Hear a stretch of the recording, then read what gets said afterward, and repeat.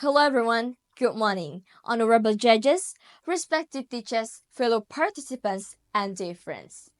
Assalamualaikum warahmatullahi wabarakatuh. My name is Diana Kamila. I study at Madrasah Aliyah Raudlatul Ulum 2. I'm in second grade and I take social science department. It is truly an honor to speak here today at the prestigious University of Brawijaya event, representing not just my school, but also the voice of every young dreamer who dares to go through the cracks of hardship. This moment, for me, feels like one of those beautiful instances where the seed of struggle begins to bloom into the flower of knowledge. Ladies and gentlemen, we often hear the phrase, failure is the best teacher. But let me ask you, when we fail, do we truly treat it as a lesson? Or do we treat it like a wall? At that end, full stop? For many of us, failure is something we avoid, something that makes us uncomfortable. We see it as a mark of weakness or a signal that we aren't enough. But what if failure wasn't the end? What if failure is just the beginning of something even greater? The truth is, the setbacks are not the opposite of success. They are the first one in which success takes root. Consider a seed. It is buried, surrounded by darkness, pressed by soil, and soaked by rain. Yet from that struggle, it grows. Not despite the struggle, but because of it. Now, we can see from the pressure, growth begins. Well, each setback we face, whether it's failing an exam, losing a competition, or facing rejection, holds with it the silent invitation. Will you crumble or will you climb? We all face setbacks in life, but the key is not avoiding them. It's learning how to turn into stepping stones. Take the example of Michael Jordan, who is considered one of the greatest basketball players of all time. He was famously cut from his high school basketball team. He could have let that failure define him. Instead, he used it as motivation to push harder, to work longer, and to grow stronger. He once said, I've missed more than 9,000 shots in my career.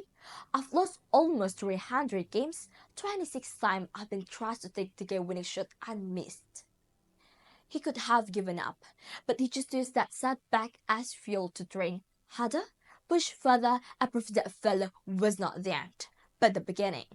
Yet, he turned every failure into a learning opportunity, and that's why he became who he is. Friends, I used to believe that intelligence was the key to progress, but I've come to realize resilience is the true currency of a learning.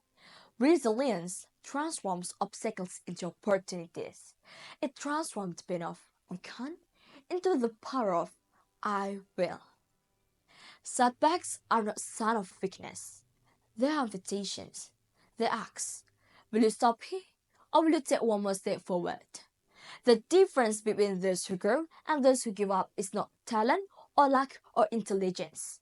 It is the ability to turn every into a foundation, every crack into a chance. Many of us have experienced moments of rejection, disappointment, and doubt. Maybe it was a bad grade, a lost opportunity, or a dream that didn't come true. But those moments, painful as they are, carry within them a hidden power, the power to build resilience, the power to start again stronger than before. Every setback is like stone. You can carry it as a burden or lay it down and use it as a step toward becoming better, wiser, and braver. Let me ask you today, what is your setback trying to teach you? Think about it. Life will always bring challenges, but it also gives us a choice to stop or to step up, to break or to build. Even history shows us this. Walt Disney was told he lacked imagination. Oprah Winfrey was told she was unfit for television. J.K. Rowling was rejected by multiple publishers, but they turned rejection into redirection. And look where they are now. Friends, let's not be afraid to fail. Let's be afraid of giving up too soon. Let's turn setbacks into stories of strength. Let's turn every no into motivation. Let's turn every closed door into reason to find another way in. Because the road to success isn't straight. It's built from the very stone we stumble over. So, next time you fall, don't sit down, pick up that stone, sip on it, and rise. Thank you. Wassalamualaikum warahmatullahi wabarakatuh.